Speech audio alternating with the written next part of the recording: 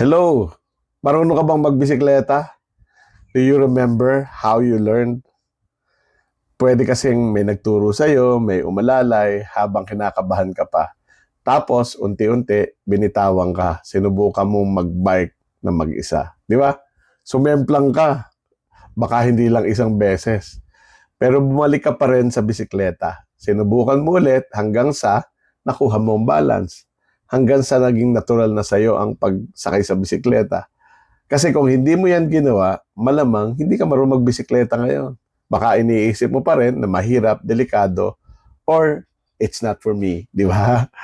At kung mahusay ka magbisikleta ngayon, kung kaya mong bumiyahe ng malayo, or kung may kaya ka nang gawin na tricks, it's because cycling became a regular part of your life.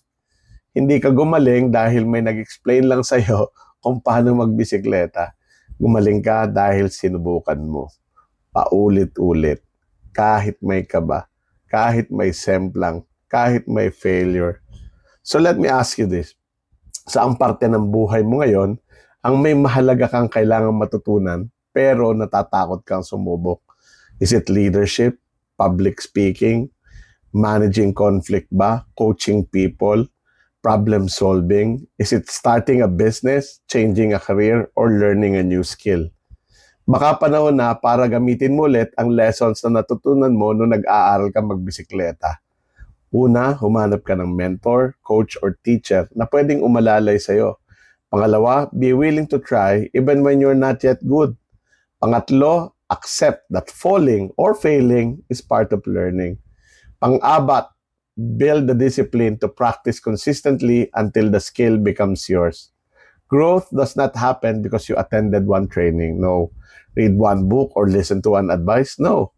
Growth happens when you follow through.